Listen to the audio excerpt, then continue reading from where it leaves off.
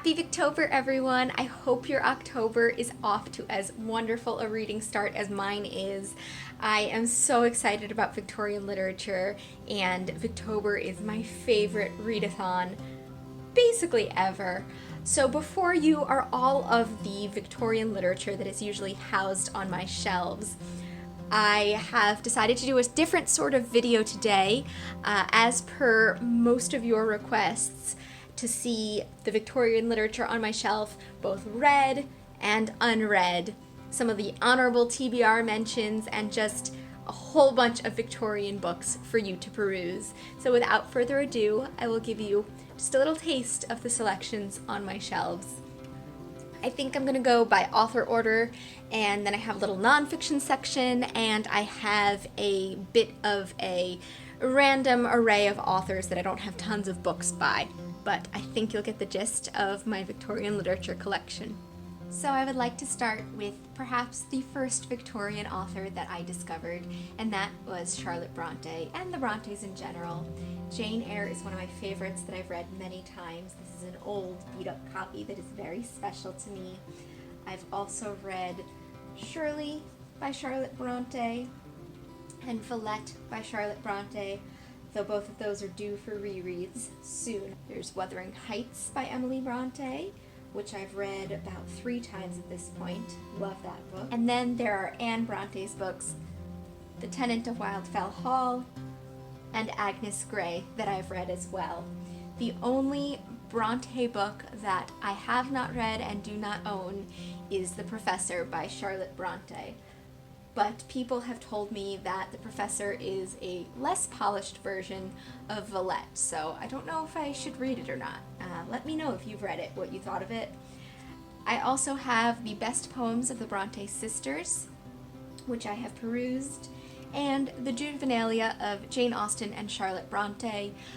Jane Austen is not Victorian, but Charlotte Bronte is, and her Juvenilia is included in this collection. I have read all of these Bronte books, and I highly, highly recommend that if you're unfamiliar with the Brontes, that you pick something up by any one of the 3, because they are all brilliant authors in their own right. The next Victorian author I discovered is a very famous one, perhaps synonymous with the Victorian era, and that is Charles Dickens.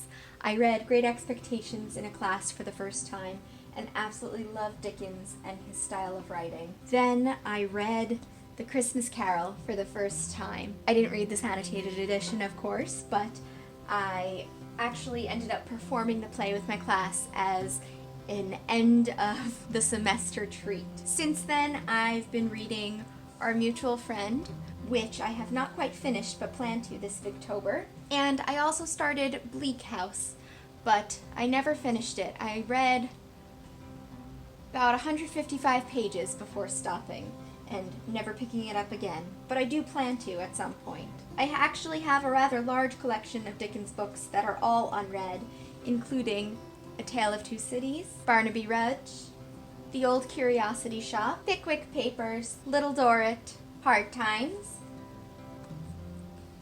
David Copperfield's, and Dombey and Son. I do believe I'm missing a few Dickens books, but this seems like plenty to start reading. I really would love to read all of Dickens sometime, but his books are just so massive and daunting. And now one of my favorite authors of all time, Elizabeth Gaskell, whose works I have just been discovering since last April, though I had heard about her years before that. North and South I read last April, I believe, and ever since then I have been trying to read all of Gaskell's works. I've read Wives and Daughters, which is another favorite of mine, and this Victober I hope to read Mary Barton. I also have Ruth on my shelves. I have read Cranford by Elizabeth Gaskell, but I do not have a copy as I read it on my e-reader. I would really love to read all of Elizabeth Gaskell's works and have an entire video or series of videos on her writing, because she is a brilliant and highly underrated author. Next is another Victorian great, and that is George Eliot. I read Middlemarch back in school and absolutely loved it.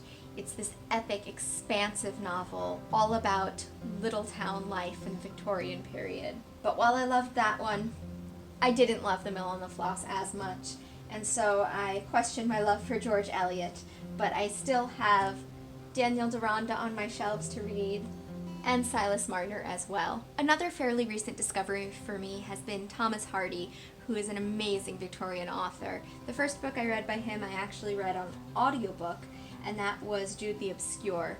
But since then I have read Far from the Madding Crowd and absolutely adored it. This Victober I hope to read Tessa the D'Urbervilles by him, though I have many other Hardy books sitting on my shelves, unread, including The Woodlanders, Under the Greenwood Tree, The Mayor of Casterbridge, and The Return of the Native.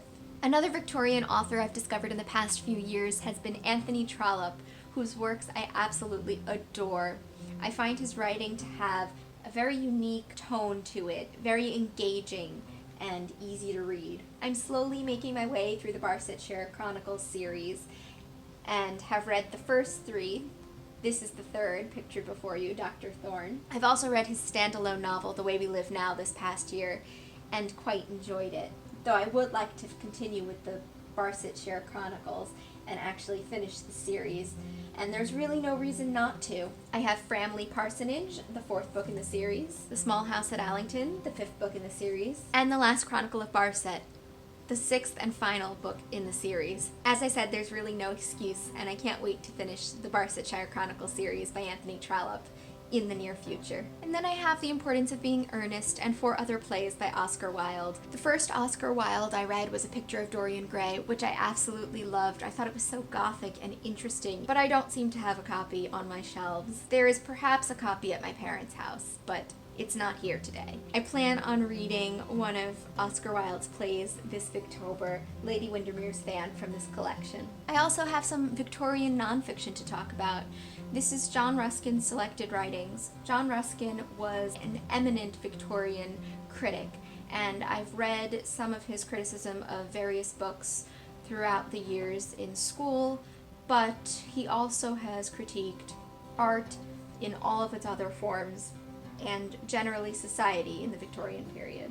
I also have How to Be a Victorian, A Dawn to Dusk Guide to Victorian Life by Ruth Goodman.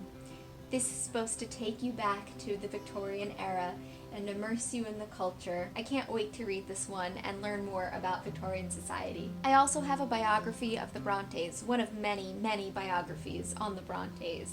It's rather thick, and I enjoy how in the middle it has portraits and pictures of Haworth and the parsonage in which they grew up.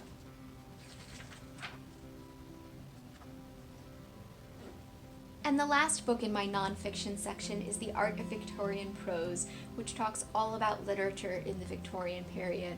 It has essays on Darwin and Ruskin and theories and rhetoric in Victorian literature. I haven't read it, but I am really excited to one day. And last but not least, I have a pile of assorted authors. I have Dracula by Bram Stoker, which you've likely heard of and is a great read for this time of year. I have The Moonstone by Wilkie Collins, which I haven't read, but I have read Wilkie Collins's The Women in White, which is an epic and fast-paced read. I would love to read some George Gissing, and so I have put The Odd Woman on my TBR.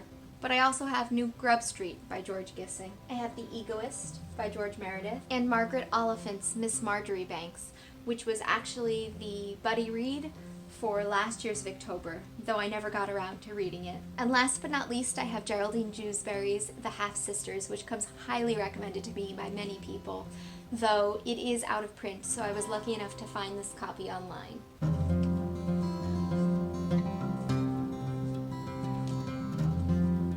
I hope you've enjoyed this little foray into the depths of my bookshelves, and I would love to hear if you've read any of these books that I haven't read, which ones you would highly recommend. I know there are so many people who've recommended them all to me, which is why they're sitting on my shelves right now. Victorian literature is the kind of dense and beautiful literature that I feel like I like to own copies of, even though I haven't read them, because when I do read them, I want to annotate and highlight and underline all of the different passages that really speak to me. And there are so many of those passages that I find in Victorian literature. So I would love to know, who are your favorite Victorian authors?